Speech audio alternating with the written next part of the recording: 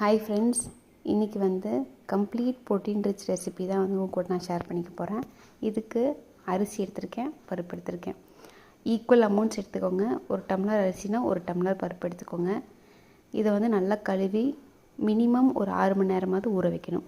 இந்த தோசைக்கு பூண்டு, வரமிளகா, சோம்பு, சீரகம், தக்காளி இது இம்மீடியட்டாகவே செஞ்சுக்கலாம். அரைச்சி முடித்த உடனே பருப்பெல்லாம் நல்லா ஊறிடுச்சு.